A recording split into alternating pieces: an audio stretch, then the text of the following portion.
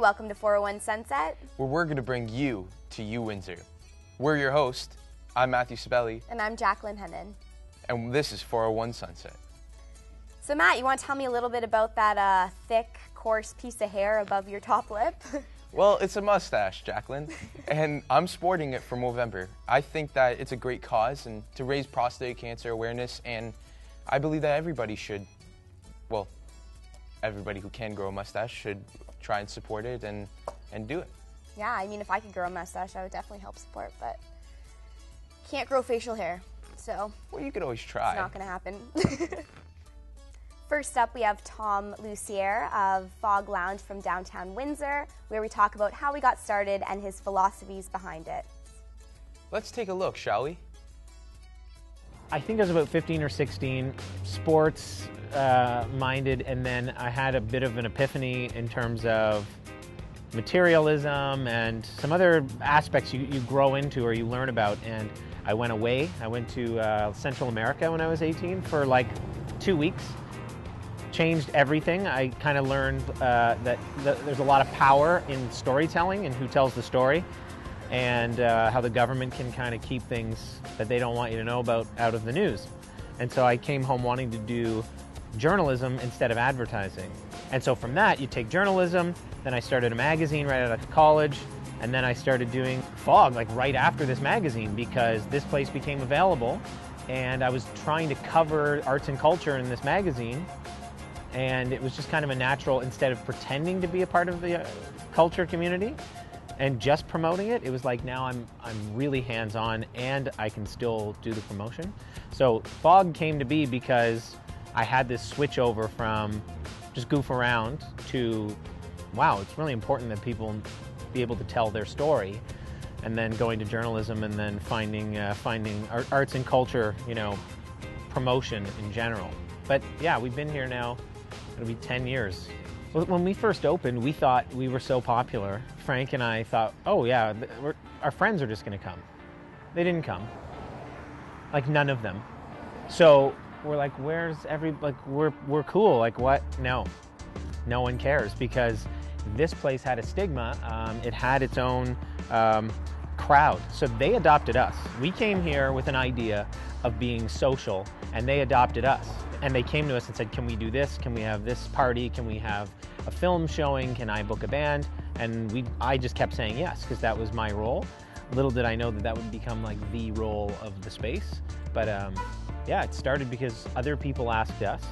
And frankly, because our friends kind of, I would say, let us down, but they just didn't show up, we got adopted into the community. But no, I don't ask anyone to play here, usually, because we're inundated. It's really difficult just to keep up with the requests we have. To say no so often stinks, because you're not saying no to people because they're not good. You're saying no because the space is filled and they're on tour and they can't come. So you hope they come 3, 4, 8 months later. So yeah, it's tough that we don't look for bands, because I know I hear about things and I like certain acts, but I just do not have the resources to ask them to come and play here. Yeah, well, we do shows in the Capitol Theater, which is behind me, and it's the best because it's our next door neighbor. We're an alley apart, and we can do joint events between the two spaces like we're doing tonight. And I love that because I don't need to expand the space. People always say have a larger capacity. I want to. We want to have a patio. I've been begging Frank to move forward with that, and I've wanted to do a lot of different things in terms of expansion. But when we do our big events, we can put a lot of time and energy into it. So when we do stuff in our parking lot, we extend our liquor license out there. It's great. Or when we do events here and run like a larger Fog event in the Capitol, it's right next door. It's really handy. Like if the Capitol is 4 blocks away, it wouldn't be nearly as easy. So it's been very good for us that we've expanded that way. And our kitchen has changed because Frank had the idea to do poutine about a year before this poutineery opened downtown, which is also fabulous. But he had the idea and we launched it before that ever happened. It shows Frank was ahead of his time. And that's been the thing that's stayed with people. They enjoy it. I think we're expanding our hours now, like right now, 10 years later, we're gonna try and do lunch. Something I wanted to do for 5 years. But again, You have to have full agreement, and partners don't always agree on whether it's worthwhile. I think it's worthwhile. The university is coming downtown next year. If you have a year of that under your belt, it's good. We have the St. Clair students, so we're expanding in lots of ways, actually. It's basically the artists know where they need to be when they bring their stuff. They know how to play their instruments, and I do the paperwork, getting liquor licenses, doing the stuff that really tries to bring the crowd. Like that social part, that marketing part is the part that I work the hardest on. So, and it works. I mean, I like having that job. It seems to be unbroken right now. So I'm just gonna. That's how it's like I don't shut off. So that promotional thing is always happening, day in and day out, because it has to. We're not only pushing one thing. You have poetry nights. You have Motown nights. You have different groups and social cliques that you're marketing different things to on different days. We don't bombard everybody with everything all at once. So because of that, it really doesn't shut off. You just you're done marketing that thing. Like tonight, when this is done, I will be here marketing something online for the coming days. That same night. There's no escaping it. That's just the way it works now. It's great to hear about local bars achieving great success in such a small community. So now let's go to the CAW Center where we talk about the students and their debate on the Fall Reading Week. Hi, welcome to 401 Sunset. Today we're doing an episode on streeters where we're asking them how they feel about having a Fall Reading Week and to go with the Winter Reading Week. See you inside. I suppose it would have been nice to have a week off in the fall to kind of recoup, but if you're losing a week of classes or you end up losing a week of winter break, wherever that week ends up getting made up, if you just end up losing the time off somewhere else, it kind of defeats the point, I think. I kind of like the lifelong winter break at the end of the semester where you have time to recoup before you go back into classes. So, I think it would offer more time to study for midterms because I'm getting really weighed down with 3 midterms next week, so it would give me time to catch up on readings. Excellent. So you really enjoy your fall or your winter reading week? I'm actually a first-year student, so I haven't had one before. But I would feel like it would help a lot. Yeah. I would really like one in the fall semester. It'd give me a chance to study an extra week, so I would really like that. Well, I think that'd be awesome. I mean, there's a lot of pressure as first-year university students. I think we could all use a little break, time to get caught up on our courses and things like that. It is really going good. So how do you think it's beneficial to the student or beneficial to you? Because you get to study a lot of things in it, and in classes you are not able to study that much, and in fall week you study things you feel like studying. Very true. And how do you feel about it? A lot of times semesters gets very intense, and so it gives you a week to catch up on schoolwork and everything, and I think it's a good thing overall because you don't want to stay in school, you don't want to play catch up every time. It gives you an opportunity to stay ahead and catch up and stay on top of your game, like reading, studying, and get your homework and assignment all done. Like a proper balance, I guess. So I think it's a yes for me. And yes for me too. Well, now we have 2 yeses. Thank you very much. Back to you in the studio. It's great hearing about students voice their opinions on matters that they hold important to them. Did you know that we had a reading week 5 years ago? No, I didn't. How do you feel about if we should get one or not? I think we definitely should. I mean, we have time to study for our winter midterms, so why wouldn't we have time to study for our fall midterms? Yeah, no, it only makes sense. Just help with studying and, going on vacation and taking a break. Yeah, I think we all need a vacation in fall as well, so. Yeah. Now, let's take a trip to the engineering building with our field reporters, where we take a look at Professor Xiaohong Cheng's pet project. The University of Windsor just got a new toy. It's called a wind tunnel, and at 18 meters long, this behemoth, located in the university's new engineering building, is helping students and faculty with their wind-related research. The wind tunnel is the passion project of Professor Xiaohong Cheng of the engineering department, who tells us she has been waiting a long time for this moment. So when I was hired here at the University of Windsor, starting from day one, I dreamed to build my own wind tunnel lab. So then I applied for the funding from Canada Foundation for Innovations, and I was lucky enough to get a fund and eventually get the wind tunnel built last year. It's roughly 18 meters long, and the main test section is about 10 meters long with a cross-section of 1.8 meters wide times 1.8 meters high. So it will be able to give us, with the motor what we have right now, we will be able to get a maximum wind speed of 16 meters per second. When I had the idea to build this lab, I tried to keep in mind to make it more versatile. So basically, there are various types of projects we will be able to use this particular wind tunnel. Typically, we will be able to study wind-induced responses on structures. For example, those bridges, buildings. So when wind blow on it, what will be the wind load? You can measure the wind load used in the design, or what will be the surface pressure. Besides, we will be able to use it to study wind-related environmental problems. So, for example, air pollution. So we will be able to design experiment in the wind tunnel to identify the source of the pollutant. We were also able to talk with graduate student Arash Raisi about the industry and who benefits most from the wind tunnel. If they have something that they want to test, they come to us, we consult, and we suggest to make a model. We suggest some certain tests to be done and some certain data to be collected, and we can do it here, and then we get back to get them with the results and our suggestions. So basically it could be some kind of consulting during job here.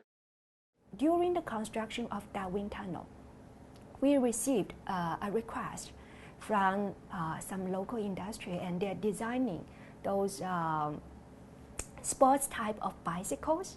So they are asking whether your future wind tunnel will allow us to test whether our design is aerodynamically favorable or not. I did a rough calculation for them. I told them, look, the wind speed range is perfect, for how fast you can paddle, for cyclists can paddle in the real, race. So you can test the design, you can have cyclists actually riding the bicycle while we are turning the wind tunnel on. Thank you very much. You're very welcome. For 401 Sunset, this is Ian Buford and Vivian Agagovia. Back to you. So why don't we head back to the CAW Center, where we'll talk to more students about how they feel about the Fall Reading Week. Hi, I'm Matthew Sibeli. Are you aware that there is going to be there's a vote for Fall Reading Week for the school year? Yeah, I am. How would you feel if there was a Fall Reading Week? I think that there should be, because it's just de-stressing, and it's a week of no school. Well, I heard talks about getting Reading Week back, but I didn't know they were going to vote on it. Yeah. Same. How would you feel if there was going to be a Reading Week? I'd be really happy, actually, because it only makes sense since the winter semester has a Reading Week too. I feel that once midterms start, they don't stop. They just keep coming, so a reading week would be actually really helpful. Personally, I don't care much. Fairly neutral. If they did, that'd be fine, but if they didn't, I don't think it'd be much of a... I'd feel awesome. Me too. I would love to have a reading week, just because you have one in February and you just have so much more time to study and catch up on everything. Mm-hmm. So I'd feel that we need one. Mm-hmm. And being in a nursing program too, it's such a stressful program, so having any extra time just to debrief and de-stress, I guess, is helpful. Now, are you aware that the school is currently voting on having a reading week? I am aware. I've seen it on Facebook, the UWSA Facebook group and stuff. Mm-hmm. And how would you feel if they came to the conclusion that they wanted to do this? That'd be really good. Be really helpful for midterms and studying for them and stuff. I'd be good for it. Mm-hmm. And how would you spend your time during this reading week? I think I would study, but might procrastinate on that a bit, but I definitely would want to study. Right on. Thank you for your time. For sure, thank you. Pleasure having you on the show. Now we go to Black Sheep Tattoos and Piercings, where we interview Chris Knight. The art of piercing, I think, is different for everybody. I think people use it for different reasons. People use it to get attention. People use it because they think that it's going to accent different features of theirs. Could just be the people that you're hanging out with at the time. If all your friends have piercings, it's hard not to kind of jump on board and do the same thing. You know, like they like to get them on their birthday, or they like to get them maybe during a breakup, or you know, they find somebody new. I've been working at Black Sheep for the past 5 years. I was here right from day one when it very first opened. I spent a lot of time hanging around at a local shop when I was in my late teens. I was pretty involved in the culture. I had a lot of piercings and tattoos. My best friend was already a piercer there, and I wanted to be part of it. I love the culture. I love the people. I love being around a shop. Like there's nothing better, and to do that for a job for the rest of my life is a no-brainer. I get lots of weird requests. Right now the hot thing is dermals and the implants, and there's no limit to where people are putting them or asking for me to put them. I've done third eyes, so right in between the eyes on the forehead. I've done teardrops where you can put little diamonds next to your eye. I had a girl come in, she wanted dermals to look like joints, so she would look like a puppet. So I did one on either side of her elbow and then one on either side of her knee, so that she looked like she was hinged together. There's piercings I don't necessarily like to do. There's piercings that, you know, I don't like the look of them, but I'm going to do them because everybody has their own personal wants, and I definitely don't push my views on people. If I don't like a piercing, they'll never know that I don't like that to do that piercing, or that I don't like the way that piercing looks. I've made my mistakes, and that's basically how you get better. I've done things that I didn't like at all, and either you fix it right then and there, or you move on and wait for the next one and make sure you do it better. Do your research with what it is that you're getting pierced. Do your research on the studio that you're going to, the person that's doing the piercing, the type of jewelry that you plan on using. Don't just find the first place out of the phone book. Don't just, go to the first place you see. You don't really see a lot of tattoo shops and piercing shops do a lot of advertising, because it almost seems as though it cheapens their brand. So a lot of studios don't get into the advertising, so it's a word of mouth. You gotta talk to people. You look for people with piercings.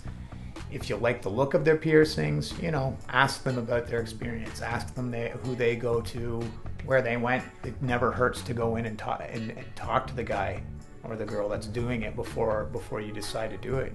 Get a feel for them. If it's not your type of person, don't go to them.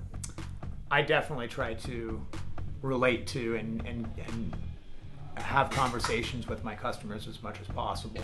That's not just from a piercing standpoint, that's just the type of person I am. I'd rather have a conversation with, everybody that I can, rather than just come into my room, do what I need to do, and get you out. I've probably been pierced, I would say at least 20 times. I've had both my eyebrows. I've had the center of my lip, the labrae. I've had the side of my lip. I've done different things with my ears and the cartilage, and try to do second holes. I've just always been one of those people, wake up one day, say I feel like I want to get my nose pierced, so I just go and get my nose pierced. I think this will look cool. There's been things that I've had that I've gotten pierced, and within 2 weeks I know I didn't like it, so I've taken it right back out. Right now I probably only wear about 7. That's about it. I don't really move much off my face. I don't travel south like some people do. But in my younger years, when I was trying to, let's say, impress my mother more, I would be a little bit more saturated at times. I think they're my peacock feathers. I think it's something that I can do that's not necessarily too over the top without having to wear a bright yellow shirt and bright green pants and shoes with teddy bears on them. I like this type of attention better than that type of attention. If you had to get a tattoo, what do you think it would be? Well, I do already have a tattoo, but if I could get another tattoo, I would get like a whole arm piece. I'd get like skulls and roses, like red roses, make it really cool and stuff, but it'll probably never happen, unfortunately. I think my mom might kill me. My boyfriend wouldn't be cool with it, so. Yeah. But maybe, who knows, one day. Change my mind. Who knows what the future holds? You never know. Speaking about the future, next up, we have a lifelong friend of mine, Billy Rafool, who's a local musician for Leamington and Windsor. Let's check it out.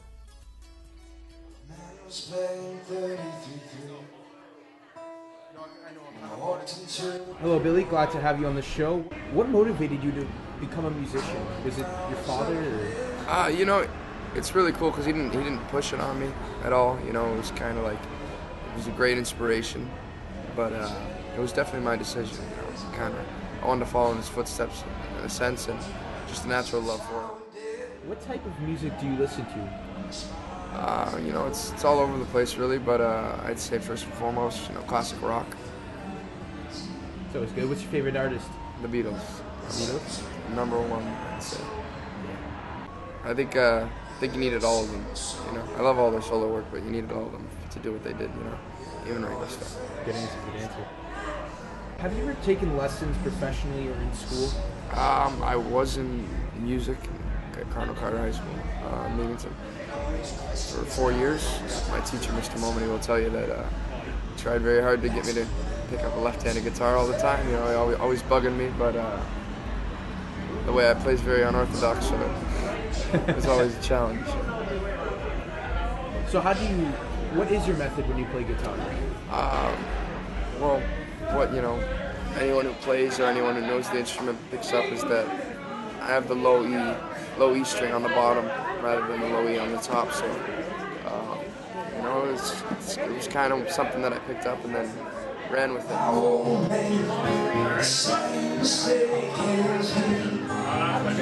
Guys, you guys are back.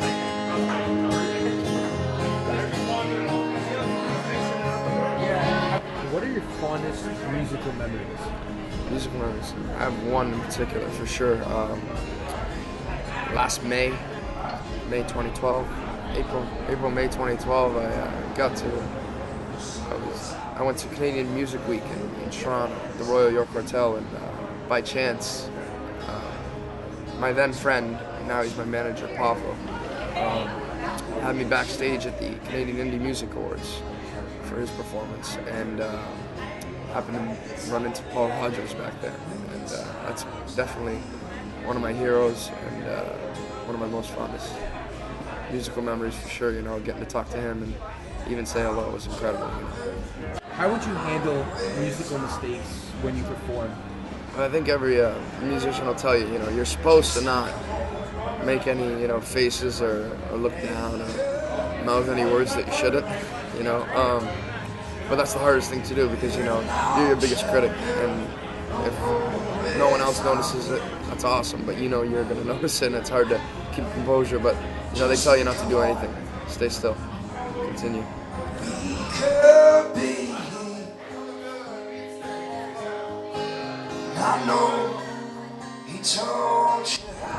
What is your inspiration for all of your different songs? Well, you know, my dad would say girls, but it can come from anything. There's no real structure to it. It can come from, you know, a group of words or a guitar riff, you know, or an idea, something I want to write about. You know, for me, there's no real structure about it. It's just more so, I want to finish this song. You know, what do I have so far? Where do I want to take it, and where do I want the listener to go with it? I think there's a lot of things that can make a good song, and really, whatever you think is a good song. You know, what are we listening to on the radio? You know, times have changed. What's going on? What is this stuff on the radio? This isn't, you know, 60s, 70s, 80s anymore. What is this? And it's tough because, you know, hours later you're still singing that catchy song that everyone's hating on, you know, on the radio. And it's tough because it's a real talent, songwriting, you know, and maybe maybe you might not like the vocalist on the track, you know, or the pop star who's singing that song, but someone else sat down and, you know, has a real talent for writing songs. I think everything, you know, melody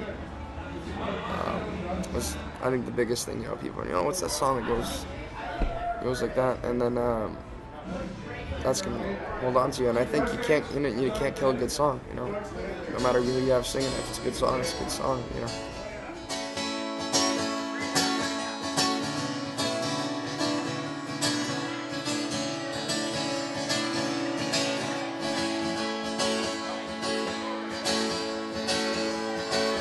How do you balance your music with other obligations or things that you have to do? You don't have any other. That's the best way to do it.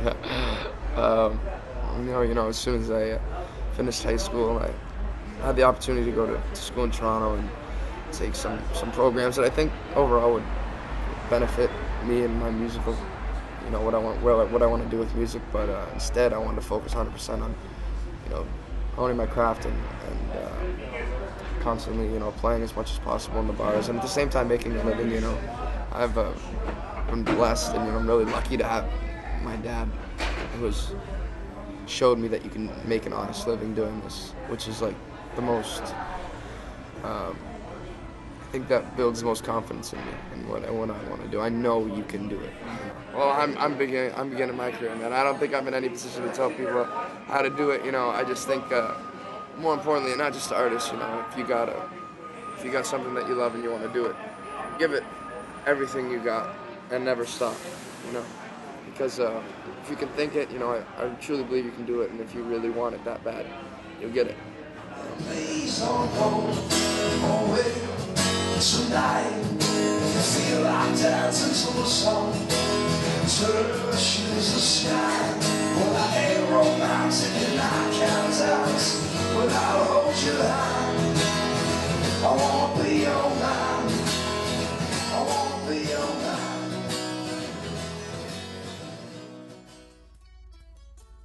If you know of any local bands or future events coming up and want them to be featured on the show, please email us at rlewis@uwindsor.ca. Or you can like us on Facebook, follow us on Twitter, and we'll see you next time on 401 Sunset, where we bring you to U Windsor.